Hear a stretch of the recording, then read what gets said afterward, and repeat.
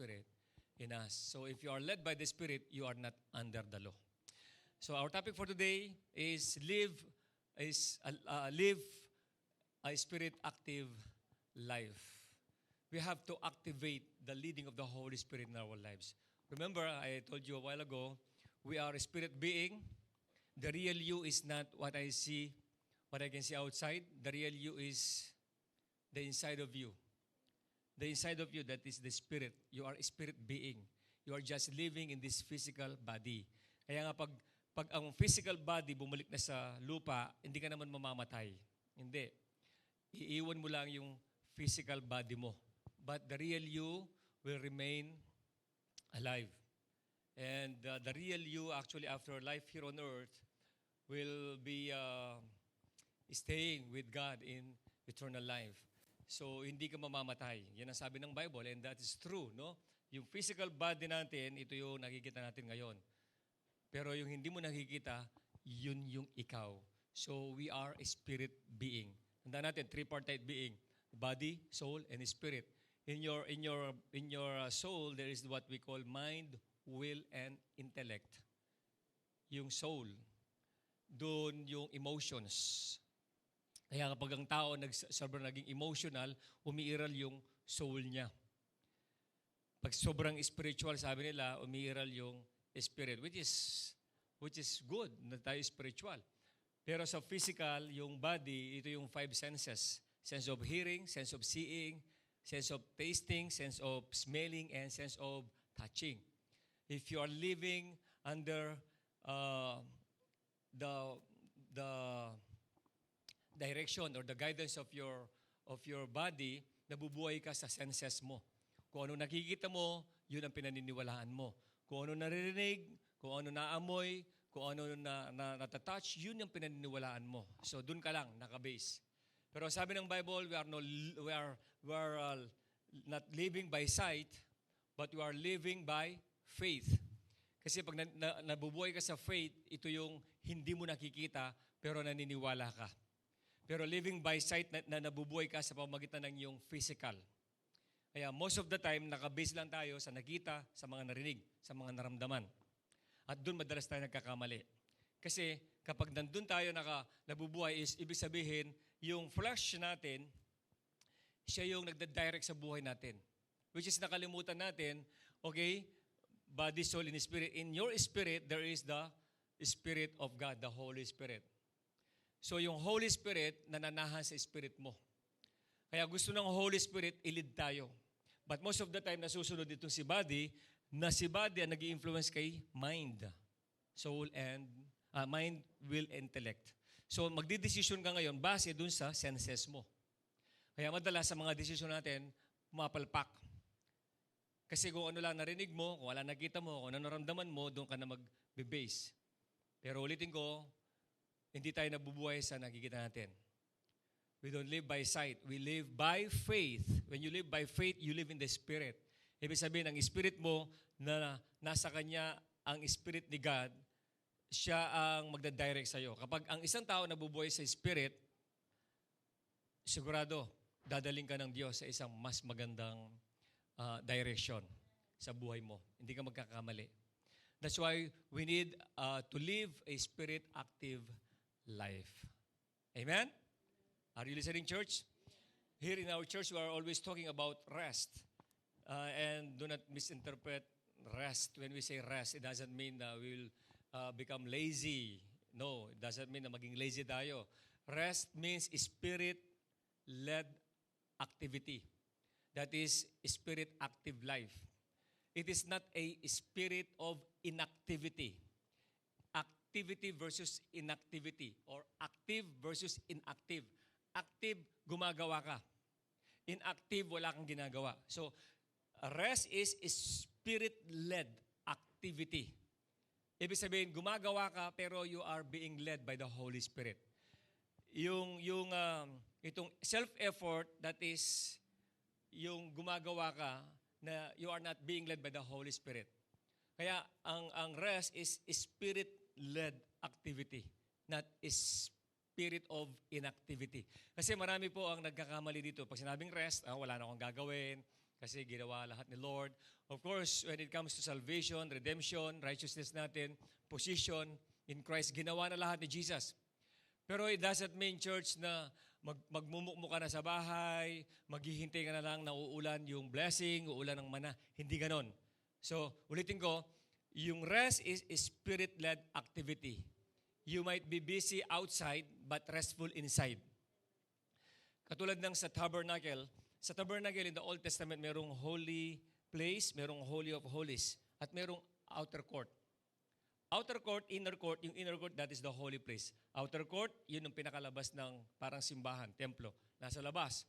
Tapos merong holy place, tapos merong holy of holies. Ano yung nasa labas? Nandun yung mga tao na naghihintay sila if their sins have been forgiven by God. Kasi sila yung nag-offer.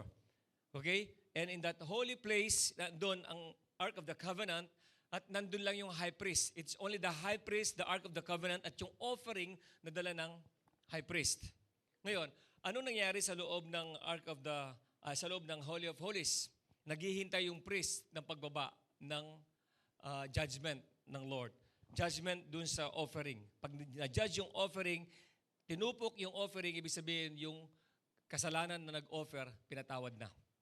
So tahimik yung lugar na yon. Kasi sabi ko nga sa inyo, may time niya yung priest, baka siya yung mismo may kasalanan, pwede siya mamatay right away. Tahimik yung lugar na yon, pero sa labas, maingay. Maingay sa labas, pero tahimik sa loob. Well, anong gusto kong ipakita dito? Ang ating katawan ay parang templo. Ang sabi nga, temple of the Holy Spirit eh. Parang tabernacle. Busy outside, but restful inside. I repeat, you're so busy outside, doing a lot of things, but restful inside. Kasi po pwede ka rin mapagod na walang ginagawa. Amen?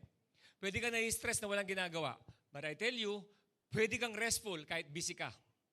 Pwede kang restful kahit maghahapon ka nagtrabaho, still restful yung inside mo, full of peace, full of joy, full of excitement, pero busy ka outside. Hindi mo namamalayan natapos yung maghapon mo, pero napaka-restful. Wala kang anumang agam-agam. Pero pwedeng wala kang ginawa sa maghapon, pero very stressful ka. Nakita niyo yung ibig sabihin? Kaya when you live a spirit-active life, ang Holy Spirit, ang unang gagawin sa iyo, bibigyan ka niya ng rest sa puso mo. Aalisin niya yung mga distractions sa iyo, sa isip mo, yung ang worry, yung anxiety, yung fear, aalisin ng Holy Spirit. Ilalagay niya yung rest sa kaisipan mo, sa puso mo. Amen, church? So yun ang kagandahan na pag ang Holy Spirit ang naglilid sa atin. Now, para maintindihan natin ng lubos kung ano ang trabaho ng Holy Spirit, ang sabi ng John chapter 14, verse 25 to 27, sabi ito, "These things I have spoken to you while being present with you." Ito yung time na si Jesus kausap niya yung mga disciples. During that time, wala pang Holy Spirit dito. In the Old Testament, ang sabi ko nga sa inyo, ang Holy Spirit ay come and go. Come and go. In the Old Testament, hindi nananatili ang Holy Spirit. Pag ikaw ay gumawa ng mabuti kay God, lulukuban ka ng Holy Spirit in the Old Testament. Pero pag ikaw ay nagkamali, aalis ang Holy Spirit sa iyo. Kaya nga yung prayer ni David in Psalm 51, sabi niya, take not thy Holy Spirit away from me, Lord. Take not thy Holy Spirit. Kaya yung isang prayer na sinanay sa loob ng simbahan na under the Old Testament ay yung prayer na, Holy Spirit, come, I need you. I need you. So, yun yung prayer na hindi na kailangan ipag-pray under the New Covenant. Kasi under the Old Covenant, ang Holy Spirit pupunta, aalis, base sa yung behavior, base sa yung ginagawa kay God. So, pwedeng wala siyang Holy Spirit under the Old Testament. But I repeat, iba sa New Testament. Kasi sa New Testament, nang dumating ang Holy Spirit sa iyo, nag-stay siya. Hindi na siya aalis.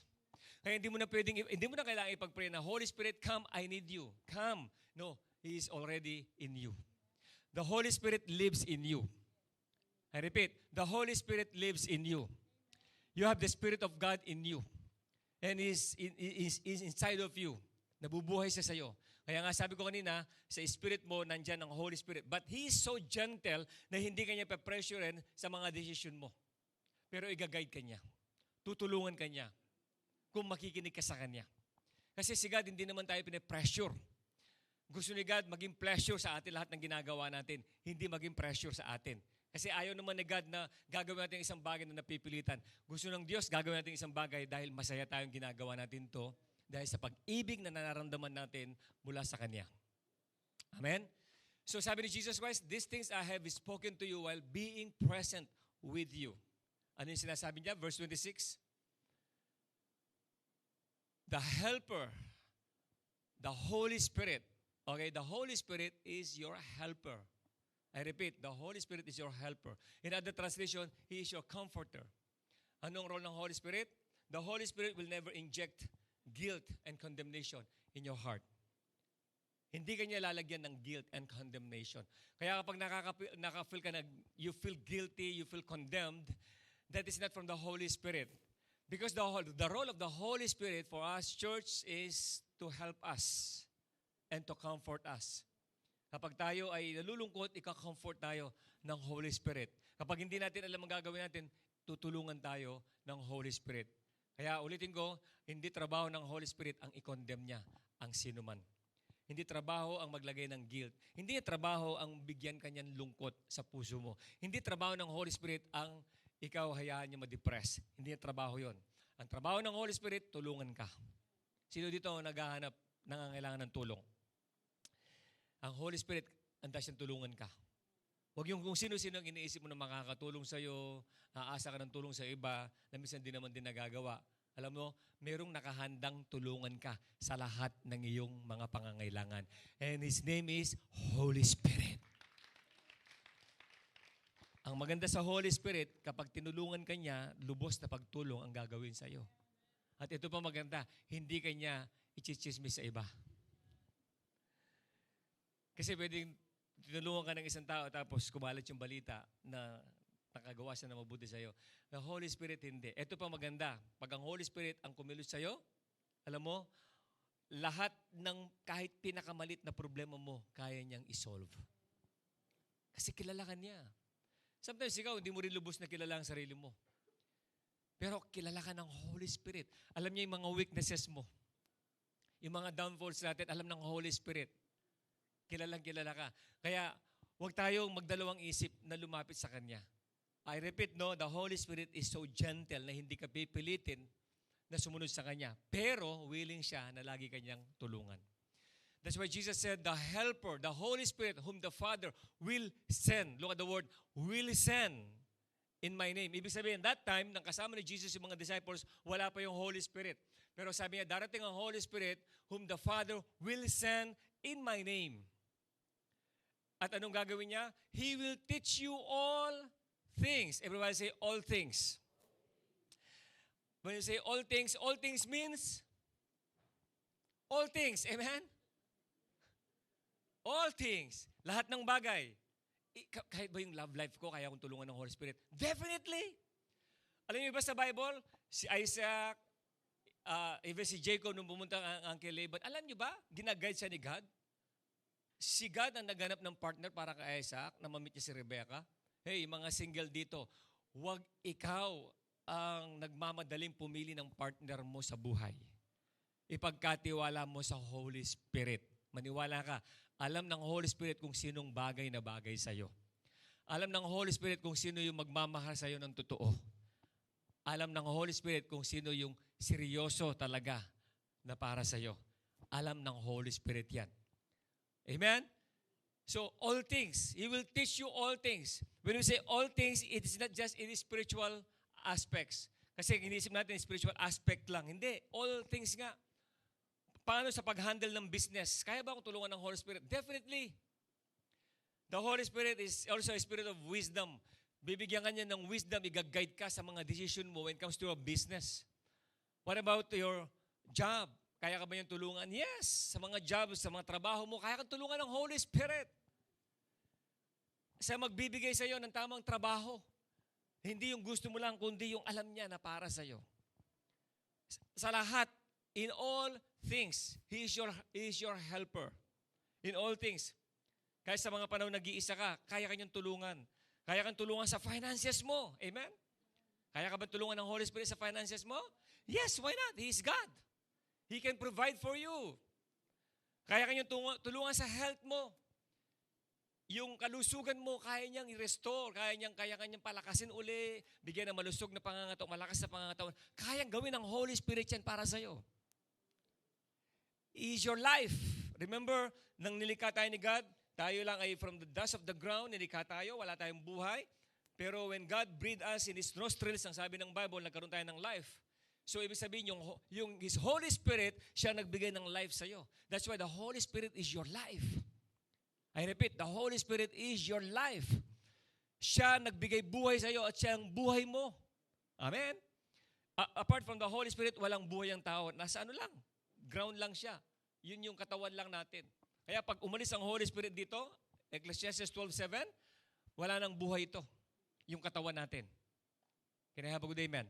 So yung nagbibigay buhay sa'yo, yung Holy Spirit na nasa iyo, na nabubuhay sa spirit mo. Kaya kalooban ng Holy Spirit na ikaw ay manatiling healthy. Kalooban ng Holy Spirit na ikaw ay maging financially successful.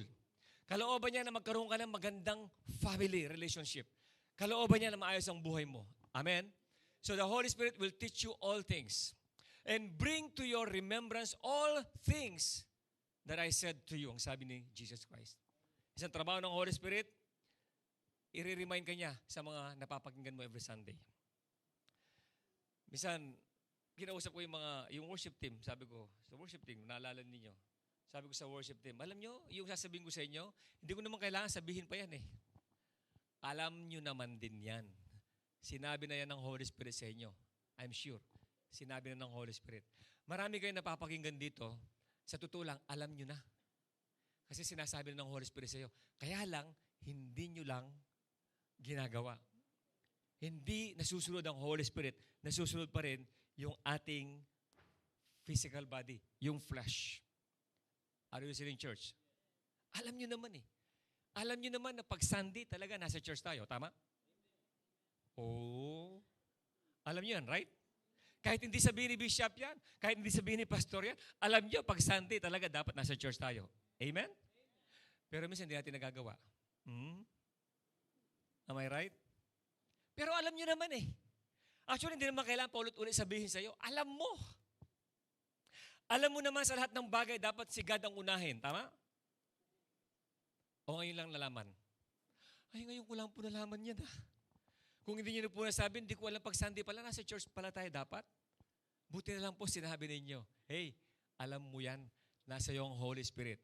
Unless you are not a believer, pag hindi ka believer, ibig sabihin, hindi active ang Holy Spirit sa'yo. But once you are a believer, active ang Holy Spirit sa'yo. Siya ang nagsasabi sa'yo, punta ka sa church. Punta ka sa church. Tama? Amen? Alam niyo rin naman kung ano yung tama at kung anong mali. Sasabihin ng Holy Spirit sa'yo. Pero minsan, hindi naman nasusunod ng Holy Spirit. Nasusunod pa rin yung sarili natin. Pero alam mo eh. Are you listening, church? Halimbawa, just to give an example. Nakakita ka ng kalat sa loob ng church. Alam mo naman talaga dapat alisin yun eh. Alam mo dapat linisin eh. Alam mo yan. Sasabihin ng Holy Spirit, pulutin mo yung plastic. Pero sabi ng flesh, wag na, may kukuha na naman yan eh. Sabi ng katawan mo, wag. Pero ang Holy Spirit, pulutin mo.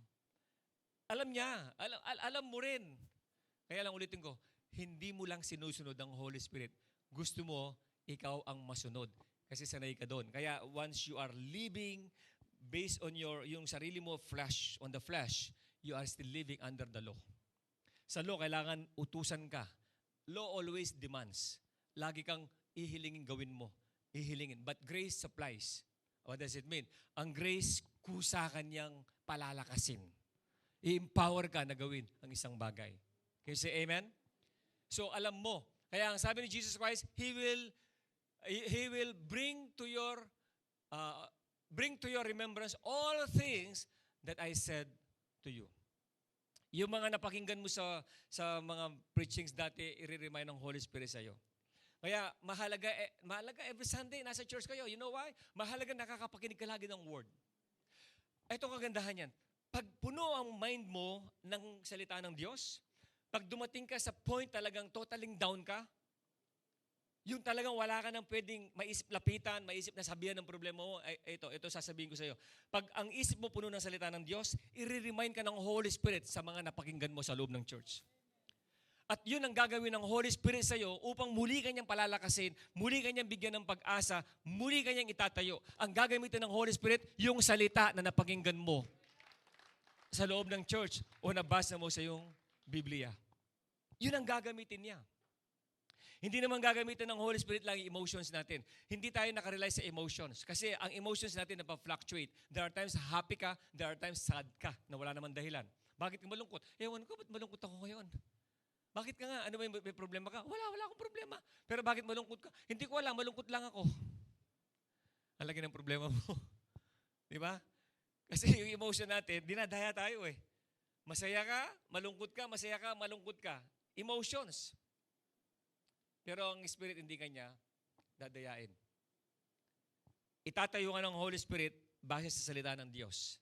Kaya kapag nakakapakinig ka ng Bible, yun ang sasabihin ng Holy Spirit sa iyo pag may problema ka. O, di ba, sabi ni God, and my God shall supply all your needs according to His riches in glory in Christ Jesus. Di ba? Amen? O pag mayroon ka na pakinggang word, ang word na yon ilalagay ng Lord sa isip mo. Ibabalik niya sa alaala mo. Kapag ikaw ay manararamdaman sa katawan mo, i-remind ka ng Holy Spirit, sasabihin niya, di ba sa pamamagitan ng late at sugat ni Jesus, pinagaling ka na? Kahit mag-isa ka, sasabihin ng Holy Spirit sa yan, you are already healed. Tapos pag may mga doubt ka sa buhay, sasabihin ng Holy Spirit, di ba? Di ba sinasabi ng Bible, God says, I will never leave you nor forsake you. Amen? Sino magsasabi? Ang Holy Spirit. Can you say amen? So yung ganun. Hindi yung wala yung Holy Spirit tapos, kaya pag nagbasa ng Bible, si Tuoy talaga, ina-acknowledge mo yung leading ng Holy Spirit. Kasi marami nagbasa ng Bible, natuto lang sa Bible, tapos nagipagdebate. Marami nagbabasa ng Bible, hindi maintindihan. Bakit? Kasi hindi mo na-acknowledge yung leading ng Holy Spirit. When you read your Bible, you have to acknowledge the leading of the Holy Spirit because ang Bible ay nasulat sa pamamagitan ng Holy Spirit. Kaya pag binasa mo ang Bible, hayaan mong i-lead ka ng Holy Spirit at makita mo ang linaw ng Bible sa'yo. Sino dito nagbabasa ngayon pag nagbasa ka ng Bible? Oo nga no, dati hindi ko alam to. Dati hindi ko naintindihan. Pero ngayon, ang linaw. Amen? Can you say amen? So hindi yung wala yung Holy Spirit, tapos pipik ka lang. May problema ako ngayon, kukuha ko sa Bible. Ano kaya, Lord, ano kaya ang bibigyan mo sa akin na verse, Lord? Ito yung verse na nasabi ko dati. Verse, Lord, bigyan mo ng verse, Lord. Pag verse ng ganon, as si Judas ay nagbigti. Lord, hindi para sa akin yung Lord. Hindi para sa akin. Bigyan mo rin ako, Lord. Bigyan mo ako ng, Lord, i-confirm mo sa akin, Lord. I-confirm mo pag... At yun din ang gawin mo. Hindi ganun si Lord. Hindi ganyan ang gagawin sa'yo. Ililid ka ng Holy Spirit. Hindi yung ikaw ang pipili. Ang Holy Spirit ang magdadala sa iyo sa tamang salita ng Diyos. Can I have a good amen, church? Sa prayer, ganun din sa prayer. Alam mo, ang mga Kristiyano, hindi dapat nagme-memorize ng prayer. Meron ba tayo dito nagme-memorize ng prayer? O mag-pray na kayo para sa pagkain. Sandali po, lalabas ko yung kodigo ko. Lord, maraming salamat po sa... No. Alam mo, ang pinakamakapangyarihan, pinakamagandang pakinggan na prayer, pinaka-powerful, yung prayer na nililid ng Holy Spirit. Minsan may lumapit sa akin, nung batang Kristiyano pa ako, sabi sa akin, paglapit niya, isang politician, sabi niya, ang ganda ng prayer mo. May kodigo ka ba dyan? Pwede kong hingin? Sabi ko, hindi po ako gumagawa ng kodigo sa prayer ko. Basta nagpipray lang kami base sa leading ng Holy Spirit. Ha? Ganun ba? Sabi niya. Kasi karamihan, hindi sila sanay sa prayer na ang Holy Spirit naglilid. So you don't need to memorize your prayer when you pray. Let the Holy Spirit lead you in your prayer. Can I have a good amen? So dito, ang naglilid ng prayer dito, sa mga pagkain. Baba. Parang kanya-kanya yata kayong prayer pag kumakain na kayo. Hindi ko maintindihan minsan. Ito yung isang pinagtatakahan ko. Pag sa mga pagkain, sasabihin mo, pangunahan tayo ni sister. Siya na lang. Bakit? Ako, actually, malaking tanong sa akin yan. Bakit? Bakit ayaw mo mag-lead ng prayer? Ano bang problema? Di ba? Pag inutusan ka magandang prayer, pangunahan tayo ni brother sa prayer, mag-pray ka kaagad. Be like David, na sinabi ng daddy ni David, ni Jesse, David, maghatid ka ng merienda sa mga kapatid mo. Naghatid ka agad ng merienda. So, sa'yo din, mag-submit ka sa mga, mag-lead ka ng prayer. Yes, sige. Mag-pray tayo. Di ba? Buti nga yung alam ko, dati na hindi man ganun kasanay mag-pray. Pero dahil pinag-lead siya ng pastor, pangunahan tayo ni kapatid sa prayer. Nagpe-pray siya. Kaya lang, habang nagpe-pray siya, may bumabalita sa kapitbahay. Nagbabalita. Ito po ang ating balita sa araw ito. Sa araw daw ito, magkakaroon ng, alam niyo sa prayer, bandang huli ang sabi niya, maraming salamat Lord, ito po ang aming samot balita. Amen. Natawa yung pastor eh. Pero at least nag-pray siya. Diba? Pero kung hindi siya nag-pray, kailan pa masasanay? Sino dito naglilid ng prayer sa pagkain? Sino dito ang handang mag-lead ng prayer pagdating sa pagkain? Hoy, pagkain na nga, hindi pa kayo nakakapag-lead ng prayer. Even sa public, huwag kayong mahiya, huwag kayong matakot. Ini-request ka mag-lead ng prayer? Mag-lead ka ng prayer. Sa school, mag-lead ka ng prayer. Bakit? Hindi manggagaling sa iyo ang prayer. Manggagaling sa Holy Spirit. Kasi, without us, God will not. Amen? Hindi kikilos ang Diyos kung hindi ka magpapagamit sa Kanya. Gagamitin Kanyang vessel. Pero ang Holy Spirit pa rin ang magagamit sa iyo. As I preach the word, hindi naman ako eh. Ang Holy Spirit, ginagamit niya ang katauhan ko to preach the word to you. Right now, it is the leading of the Holy Spirit. Can you say amen, church? Kaya minsan may mga nagsasabi sa akin dito, Hoy Bishop, siguro alam mo yung buhay ko, no? Bakit mo nasabi? Kasi nung nangaral ka, ako yung tinutukoy mo eh. Kaya nga ayaw kong mag-visitation eh. Kaya ayaw kong mag-home visit. Alam niyo bakit? Minsan may mga nagsasabi, kaya pala, alam ni Pastor ang buhay ko, kaya yung pinapangaral niya ako. Well, hindi ko kailangan malaman ng buhay mo para mabigyan kita ng mensahe para sa buhay mo. Ang Holy Spirit ang nangungusap sa iyo. Kapag tumatayo ang preacher dito, makinig ka, kinakausap ka ng Holy Spirit. Hindi mismo yung preacher. Tingnan niyo, wala tayong pulpito. Mayroon ba tayong pulpito? At least, hindi sasabihin na si Bishop namumulpito. Wala tayong pulpito. Pangalawa, kasi hindi natin memorize yung sinasabi natin. Every time we preach, we flow in the moving of the Holy Spirit.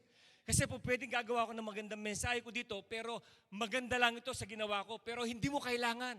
But when I preach with the leading of the Holy Spirit, I believe siya ang magbibigay ng tamang direction at tamang message na kailangan mo sa buhay mo. We need the leading of the Holy Spirit. We need to live a spirit-active life. Paano yung mga estudyante sa inyong mga pagsagot ba ng answer sa mga questionnaire sa school niyo, tutulungan ka ng Holy Spirit? Why not? Tutulungan ka niya. Pero paano hindi ako nag-review? Ano sabi doon?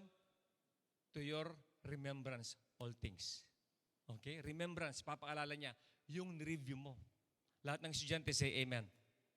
Kasi sasabihin ng mga estudyante, nasa grace ako, nililid ako ng Holy Spirit, hindi na ako kailangan mag-review. Thank you, Holy Spirit. Napakabait mo sa akin. Sabihin mo yung sagot sa akin. Wala ka ngayon maisagot. Sasabihin mo, Holy Spirit, nandiyan ka ba? Holy Spirit. Holy Spirit, please. Nandiyan ka ba? At kapag wala nang nire-remind sa Holy Spirit, forgive me, please. No, there's something wrong. Sabi doon, to your remembrance. Estudyante, mag-review ka. At kapag nag-exam ka, ang Holy Spirit ang magre-remind sa iyo sa mga ni-review mo. Can you say amen? Kaya nga sinasabi ko, hindi tayo gagawin tamad ng Holy Spirit eh. Kasi akala ng iba, lahat naman grace na, lahat grace na. Wala na tayong gagawin. Hindi ganon. Ililid ka lang ng Holy Spirit sa mga gagawin mo.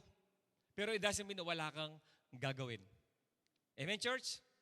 Okay, ang sabi ng verse 27,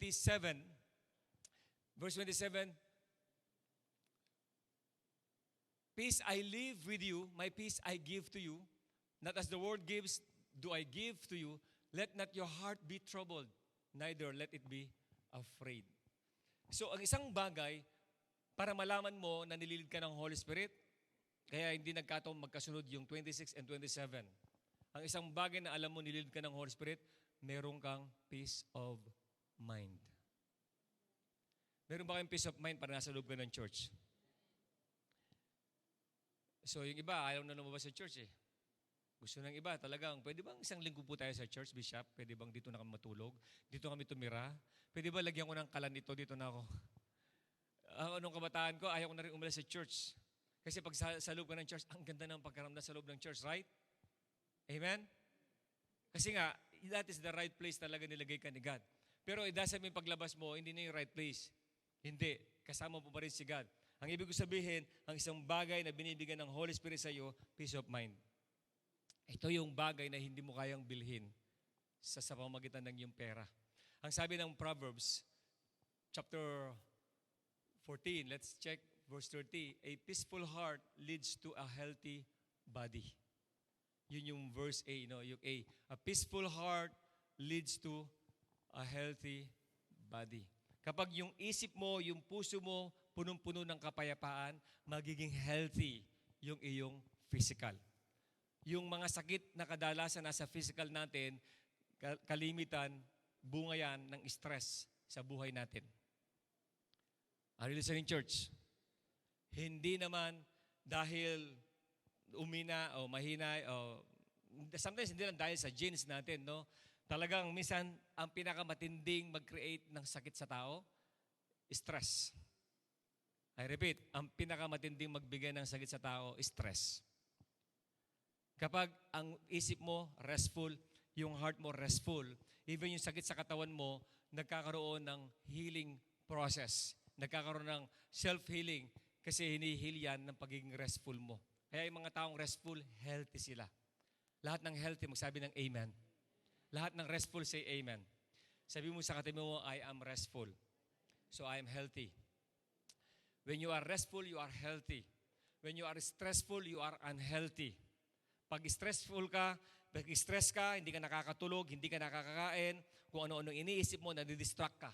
So, hindi ka magiging healthy. Pero kapag restful ang isip mo, nagiging healthy yung physical mo. Amen? Amen? Halata ba na healthy? Halata. Okay. Okay, that is one of yung paraan, methods, na malaman mo, nalilid ka ng Holy Spirit, mayroon kang peace of mind. Sa mga desisyon mo, kapag gumawa ka ng desisyon, nababagabag ka, nadidistract ka, or nalulungkot ka, hindi ka masaya, huwag mo nang gawin ang isang desisyon. Huwag. Huwag ka magte-take risk sa mga desisyon sa buhay mo na maaaring mag-e-enjoy ka lang pasamantala, pero pagsisisihan mo naman later. Don't do that. Ang gusto ng Holy Spirit sa iyo, daling ka sa talagang lugar na tinalaga ng God sa iyo. Okay? Pag wala kang peace of mind, ibig sabihin, umupo ka at makinig ka kay God. Pag may ginagawa ka na hindi nagbibigay kapayapaan sa puso't isip mo, ulitin ko, umupo ka at makinig ka kay God. Sa mga desisyon mo, pag hindi ka na masaya, umupo ka at makinig ka kay God. Sa work mo, pag hindi ka na masaya, umupo ka at makinig ka kay God. Sa anumang ginagawa mo sa araw-araw, pag hindi ka na masaya, umupo ka muna at makinig ka kay God. Kasi baka hindi yan yung inilalaan ni God para sa iyo. Sa pagpili ng trabaho, sa pagsisimula ng negosyo, even sa pagpili ng iyong magiging partner sa buhay, kapag wala ang peace of mind, umupo ka muna at makinig ka kay God. Kasi hindi mahalaga yung ikaw ay magtatagumpay sa negosyo, kikita na maraming pera, magkakaroon ng partner in life, pero hindi pala yan ang kalooban ng Diyos sa iyo. Mas maigi na ikaw ay nandun sa kalooban ng Diyos, maaaring hindi ka sobrang masaya ngayon, hindi ka successful sa ngayon, pero sa ngayon lang yan. Pero later, makikita mo yung tunay na success at tunay na kasiyahan ipagkakalob sa iyo ni God dahil nasa tamang direction ka na inilaan sa iyo ng Holy Spirit. Yes, amen? Kaya, i-consider mo yon. Ang Holy Spirit, laging bibigyan ka ng peace of mind sa ginagawa mo. Okay? Payapa ang isip, payapa ang puso, walang alalahanin. Ibig sabihin, tama ang ginagawa mo. Yan ay leading ng Holy Spirit sa iyo. Amen? Okay? Another one, in John chapter 16, ito pa ang isang sign. Ang sabi ni Jesus, He will give me glory because He will tell you what I say. Ang Holy Spirit, kapag siya naglilid sa iyo, if you live a spirit-active life, ano man ang ginagawa mo ay nagbibigay glory kay God. Hindi glory to me. I repeat, alam na alam mo, nililid ka ng Holy Spirit kapag anumang ginagawa mo, nagbibigay ng glory kay God. Ano man nasa iyo. Whether, ulitin ko, business man yan, trabaho man yan, sa family mo, pag ang isang bagay na ginagawa mo nagbibigay ng glory kay God, yun ang dapat mong ipagpatuloy gawin. Tanong, nagbibigay ba ng glory kay God yung tayo ay nagko-contribute sa paglilingkod sa loob ng simbahan? What do you think? Nagbibigay ba ng glory kay God, nag-i-involve tayo sa ministry sa loob ng church? What do you think? Nagbibigay glory kay God? Then do it! Amen! Do it! I believe hindi yan magtatanggal ng peace of mind mo. Magbibigay pa ng glory kay God. That is the perfect will of God for you. Kaya pag nasa loob ka ng ministry, nag-i-involve ka sa ministry, ang saya, di ba? Amen? Ang dami mong, baga, ang ganda ng pakiramdam mo kapag nakakapag-involve ka sa ministry. Do it, church. Huwag mong sayangin ng opportunity. Gawin natin. Amen? So, and let it give glory to God. Kaya, yun ang isang bagay na alam natin, nililid tayo ng Holy Spirit. Sa mga desisyon natin, kapag ang desisyon natin naglilid sa kaluwalhatian ng Diyos, that is a clear indication na nililid tayo ng Holy Spirit. Amen. Okay, like last Sunday, pinag si Pastor Reyes about giving. Sa giving, alam na alam mo, nalilid ka ng Holy Spirit. Bakit? Payapa ang puso mo when you give. At nagbibigay ito ng glory kay God. Hindi glory to me. When you give, it's not glory to me, it's glory to God. When you give, walang struggle, kundi tinitake mo as a pleasure. Kaya nga sabi ni Pastor last Sunday, happy to give. Amen? Masaya tayo nagbibigay. Hindi tayo na-i-stress. Meron ba siya dito pag nagbibigay na-i-stress ka? Yung sobrang nakaka-stress naman, may giving na naman. Pwede ba alisin na natin yan? No. The leading of the Holy Spirit will give you peace in your heart. Paano pag wala akong peace of mind, Bishop? Wala akong peace of mind, nag-i-struggle ako. Hey, huwag kang magbigay. I repeat, huwag kang magbigay. Amen? Ba't kayo nangangaral lang ganyan? Di ba dapat nagbibigay mga tao? Pag hindi ka masaya sa ginagawa mo sa loob ng simbahan, huwag mong gagawin. Okay, say amen? Kasi hindi nga tayo nabubuhay sa law. Nabubuhay tayo sa grace. Sa biyaya ng Diyos, lahat ng ginagawa natin, pleasure, masaya tayo. Hindi tayo pinupush na gawin, kundi ang pag-ibig ng Diyos, ang biyaya, ang nag-uudyok na kusang gawin natin ng isang bagay na hindi tayo na-stress. Punong-puno ng peace of mind, and lahat nagbibigay ng glory kay God. Amen, church? Hallelujah. So, yun yung spirit-led life. Spirit-active life. Yung Holy Spirit ang nagsusunod. Kapag ang Holy Spirit nagsabi sa iyo, mas maluwag mong magagawa ang isang bagay para kay God. Actually, may sinabi in 2 Corinthians chapter 9, verse 7, in other translation, TPT. TPT. So, sabi dito, when it comes to giving, let giving flow from your heart, not from a sense of religious duty.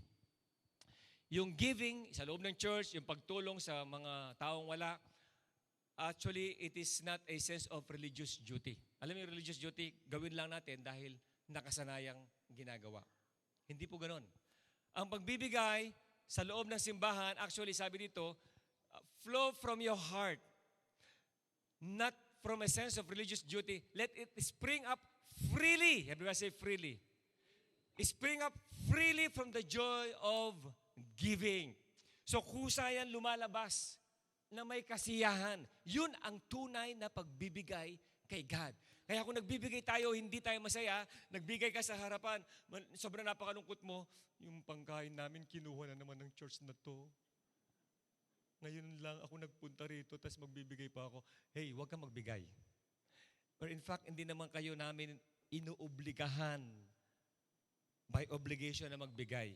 Binibigyan namin kayo ng opportunity na maging kabahagi ng kaharian ng Diyos dito sa lupa.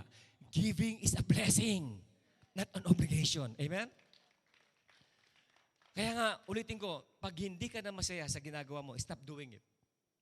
Even sa giving, pag hindi ka masaya, don't do it. Because God loves a cheerful, cheerful giver. Amen? Gusto ng Lord ang isang tao, masaya siya pag nagbibigay. Walang struggle. Even sa ministry, pag sa ministry, hindi ka na masaya, stop doing it. Amen, church? Stop doing it. Kasi alam niyo, ito naman ang totoo eh. Ang daming pwedeng dalhin ni God sa atin na makapag-serve sa atin. Ang dami may gusto. Sino dito ang willing mag-serve kay God sa TLB White? Well, naghahanap tayo ng marami nating mga workers. Kailangan natin ng mga mahusay na technician. Baka meron dito mahusay na technician. Meron? Kailangan natin ng pwede mag-handle ng ating video sa multimedia. Kailangan din natin. Kailangan natin yung ating mga pwede mahusay na mag-traffic sa labas. Talaga mahusay pa. Kasi baka pag hindi mahusay, nagkabanggahan yung mga sasakyan sa labas eh. Kailangan pa rin yung husay. Di ba? Uy, minister yun, hindi naman napapansin eh. Gusto ko yung minister sa loob ng church na naka-aircon lang. Hey, huwag dito lang sa loob. Kailangan natin. E paano kung halimbawa walang nag-guide sa mga sasakyan doon, eh ang gulo, ang ayos. Alam niyo ba, bawat minister sa loob ng church, kapareho lang ang ministry na ginagawa ko ngayon. Kaya lang, iba-iba lang ang role na ginagawa natin. Pero same ministry pa rin. Kaya ang ministry mo dito, maglinis sa loob ng simbahan, kapareho lang na ministry ko yan. Parehong ministry in the sight of God. Ibang role lang ang ginagampanan natin. Amen, church? So naghahanap tayo ng ating mga traffic enforcers, ha? Yung mga mag-a-arrange ng mga sasakyan, yung mga pagpalabas, i-guide kayo. Pag lumalabas ba kayo sa gate, may nag-guide sa inyo? Ha? Yes po, meron. Ang Holy Spirit po, nililid kami. Bahala ng Holy Spirit. Kaya nga naghahanap ang Holy Spirit ng body, para gamitin niya. Okay? Kung sino dito, ang mga men, meow, pagkakataon nyo ng meow, magsimula kayo na mag-involve sa traffic pa lang. Pag maaga kang pumunta dito, pag sabi si Pastores, maaga kang dumating dito, ayusin nyo yung sasakyan sa labas, maayos yung pagkaka-park. Paglabas nila, mag-guide kayo. Okay? Malay ninyo, yung mga generous natin mga members, habang lumalabas sila, mag-aabot sila sa yung tigwa 1,000, di ba? Thank you, Brad. Thank you, 1,000. Wow, thank you. Pag ganyan na nangyari, naku, baka ako na lang magta-traffic sa labas. No joke. Pero sa totoo lang, it's a blessing to be a blessing. Amen, church? Maging masaya tayo sa lahat ng ginagawa natin, no? So sa loob ng simbahan, kailangan natin na maraming mga manggagawa. Mag-involve kayo kung ano yung mga gifts na nabinigay ni God sa inyo. Sumunod tayo sa gusto ng Holy Spirit. Huwag kayong mahiya. Huwag kayong matakot. Kasi ang Holy Spirit ang mag-i-empower sa'yo. Alam mo, nang ako ay inassign mag-preach, ay isang bagay na natutunan ko sa Holy Spirit. Nang inassign ako mag-preach, o every time na ina-assign ako, hindi ako tumatanggi. Yung, hindi ko kaya. No. Nang inassign ako mag-preach, hindi ko makalimutan to, naborn again ako October, November, December, January, February, March, April, May, June. 8 months. After 8 months na pagka-born again ko, inassign ako mag-preach. Wala akong alam na preaching. Ito lang ang ginawa ko. Topic ko, Holy Spirit. Anong outline ko? What is the Holy Spirit? Why is it important to receive the Holy Spirit? How to receive the Holy Spirit? Yun lang. Gumawa ko ng outline ko, sariling outline lang. Nag-preach ako Wednesday, yung midweek service namin sa church. Alam mo, yung first preaching ko, nanginginig pa ako noon eh. Hindi talaga ako sanay. Pero ano nangyari pagkatapos ng preaching ko? Grabe, nakita ko yung manifestation sa loob ng simbahan. Yung mga tao sobrang na-excite sila, na-overwhelm sila kay Jesus. Sobrang umiiyak sila kay God. Yun ang very first preaching na hindi ko makalimutan. Ang topic ko, Holy Spirit. Ang tanong, ganun ba ako kahusay na mag-preach that time? No! Hindi nga ako sanay magsalita. Pero ang Holy Spirit ang gumamit sa akin. Naghahanap ang Holy Spirit ng katulad mo, katulad ko, na willing magpagamit para sa kaluwalhatian ng Diyos. Sino ang willing? Salamat sa isang willing. Sino ang willing dito na magamit siya ng Holy Spirit para sa kaluwalhatian ng Diyos? Okay, ano ba yung nasa iyo na pwede mo ipagamit kay God? Do it. Pagamit mo kay God. Amen? Live a Spirit-active life. Hindi yung active lang tayo sa ginagawa ng flesh natin, pero pag sa Spirit, wala tayong pagkialam. Live a Spirit-active life. Can you say amen? Yung paglinis ng bahay, Spirit-led ba yan? Mga young people, paglinis ng bahay, Spirit-led ba yan? O hindi po, hindi. Hindi po yan leading ng Holy Spirit. Alam mo, kahit sa maliit na bagay, paglilinis sa loob ng bahay ninyo, Spirit-led yan. Ayaw naman ng Holy Spirit, the whole day, ubusin mo yung oras mo sa cellphone. Yung pag sa cellphone natin, the whole day, tapos nagpupuyat ka ba, Spirit-led ba yan? O, hindi huwag mo gagawin. Yung mga simpleng bagay eh. Okay, ulitin ko. Yung pag-uubos ng time sa cellphone, Spirit-led ba yan? Hindi, di ba? So, huwag mong gagawin. Simple lang. gawin mo yung nilid ng Holy Spirit. Amen? Okay, isa pang verse na babasahin ko dito, Colossians chapter 3, verse 23. Ito pa, bago tayo magtapos. Sabi dito, in all the works you are given, do the best you can. Everyone say, do the best. Once again, do the best. In all the work you are given, do the best.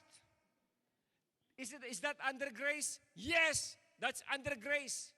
That is Spirit-led living. Ang gusto ng Holy Spirit, in everything you do it heartily, wholeheartedly, your best. Ibigay mo yung best mo. Hindi yung complacent ka o tsaka na. Hindi, ibigay mo yung best mo as if yun na yung last day mo. Can you say amen? Amen? When you do your ministry, give your best.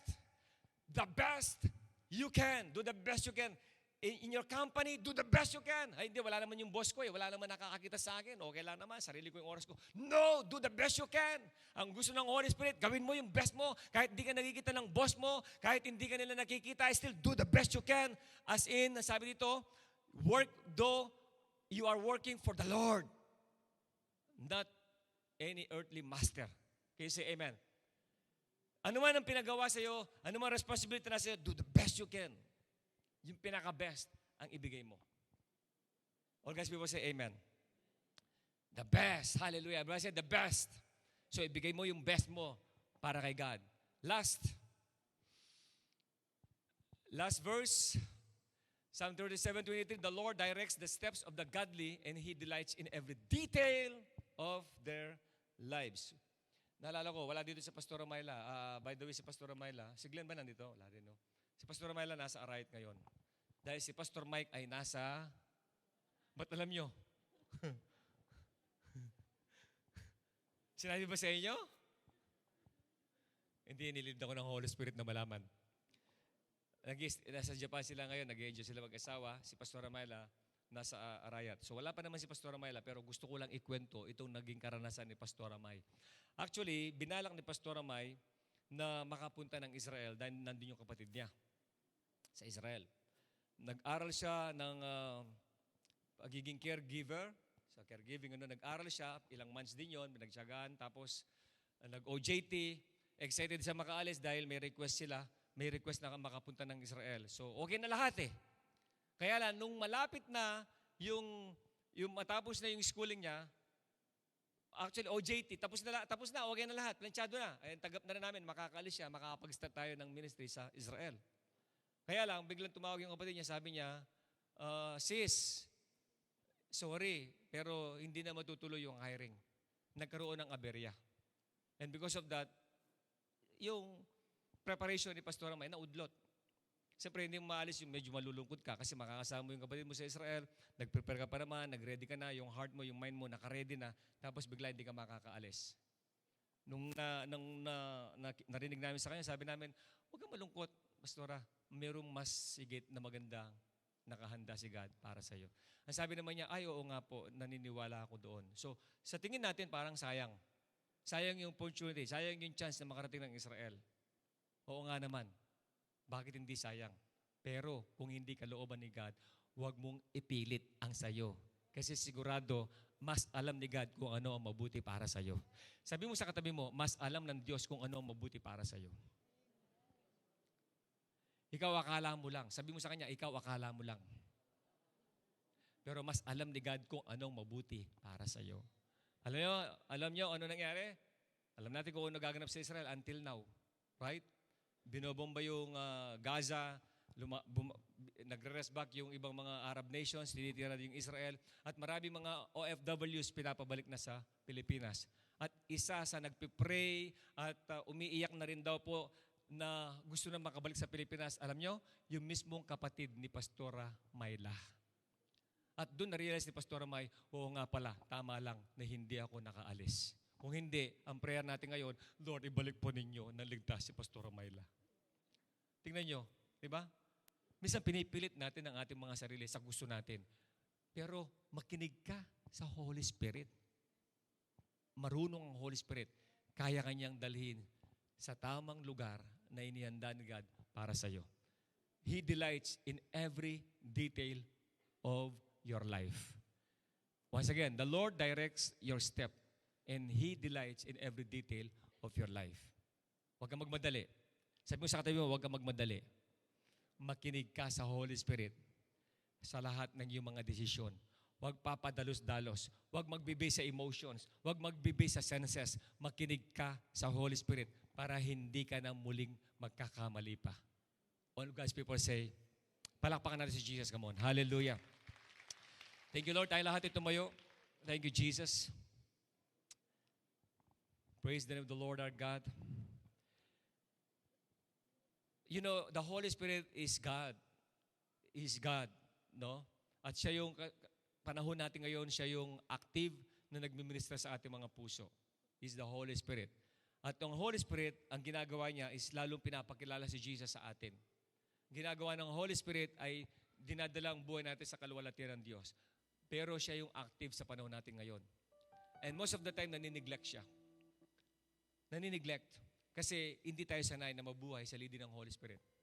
Even during our worship, actually, hindi naman kailangan pasabihin ng worship leader, taas mo ang kamay mo. You know that already.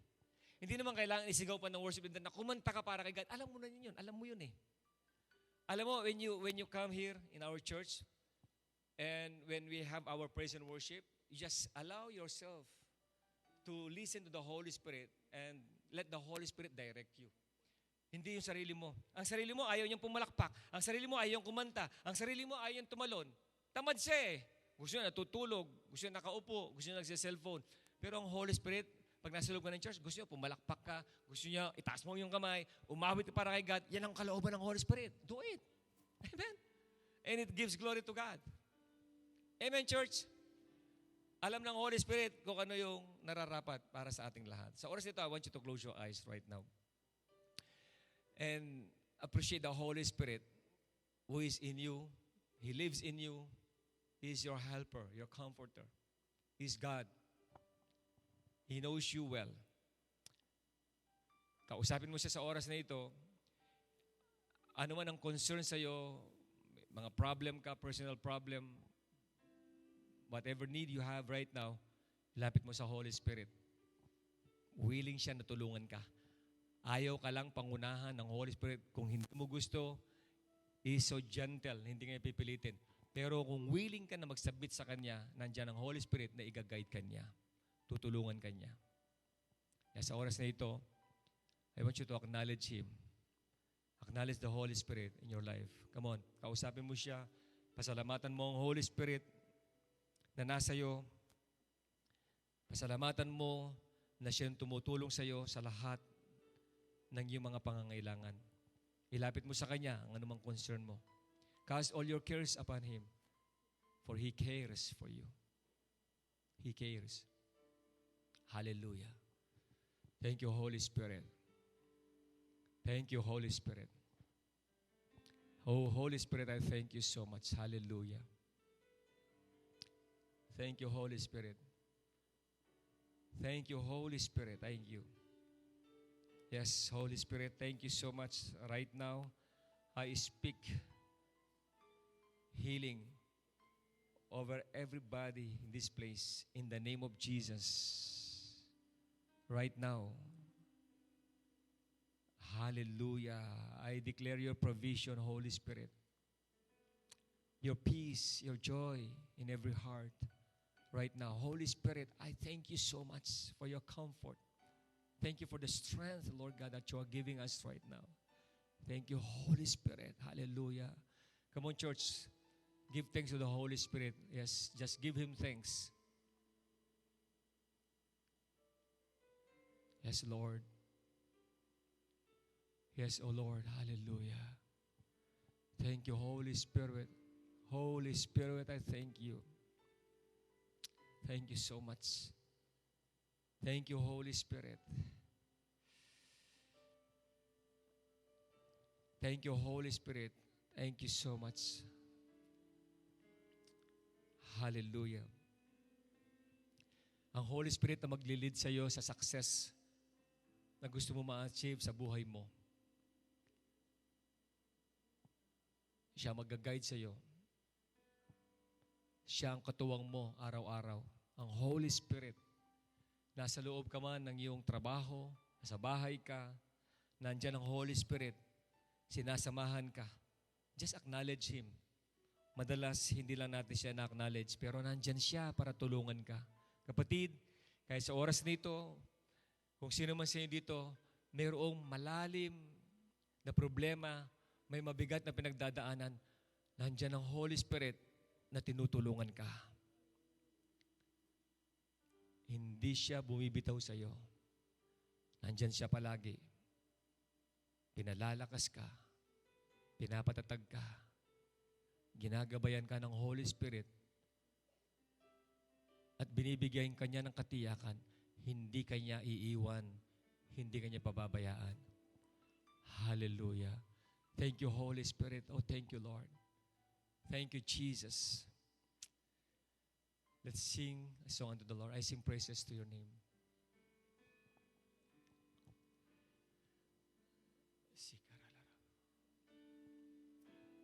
Thank you, Lord. Thank you, Jesus.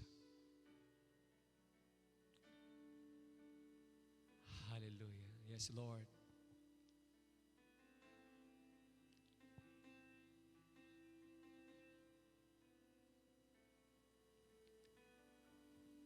Thank you, Lord. I sing praises to your name, oh Lord. Praises to your name, oh Lord. For your name is great and greatly to be praised. I sing praises to your name, oh Lord. Praises to your name, oh Lord. For your name is great and greatly to be praised.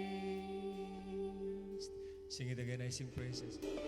I sing praises to your name, oh Lord. Praises to your name, oh Lord. For your name is great and greatly to be praised. I sing praises to your name, oh Lord. Praises to your name, oh Lord. For your name is great and greatly to be praised. Sing it again. I sing praises. I sing praises to your name. I sing praises to your name, oh Lord. Praises to your name, oh Lord. For your name is great and greatly to be praised. I sing praises to your name, Oh, praises to oh your name. Lord. Praises to your name, Oh, sing praises to your oh name. Lord. For your name is great and greatly to be praised. From the bottom of your heart, worship the Lord now. Everybody, church, worship Him. Shalava, hallelujah. We worship you, Jesus, hallelujah. Open your mouth, come on. Just worship the Lord Jesus. We speak blessings. We speak life in this church, Lord. In this place, hallelujah. Oh, Holy Spirit, I thank you. Thank you, Holy Spirit. Thank you for your love. Thank you for your comfort. Thank you for the strength that we have, for the peace, for the joy, for the strength. Hallelujah. We give you praise. We give you glory. Oh,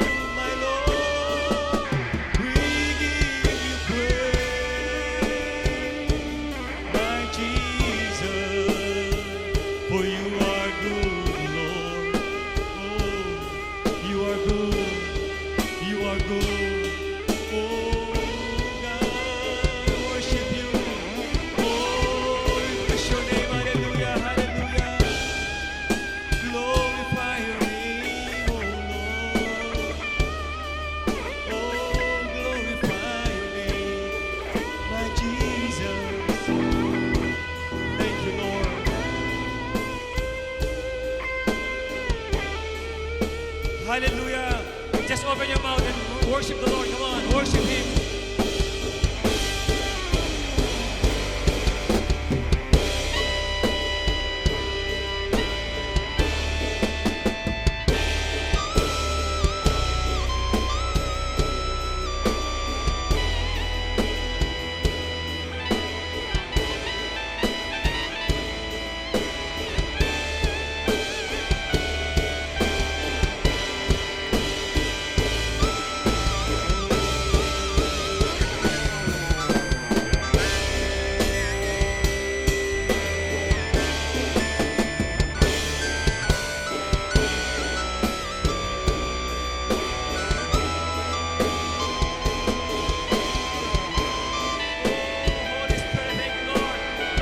Holy Spirit.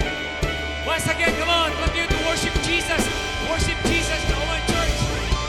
Hallelujah. Hallelujah.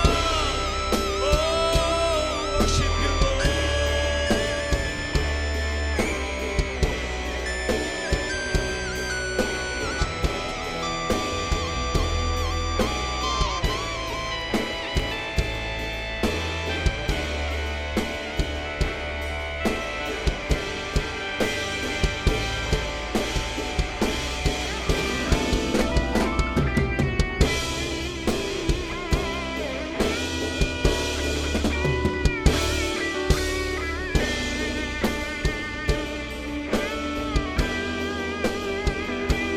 For your name is great and greatly to be praised.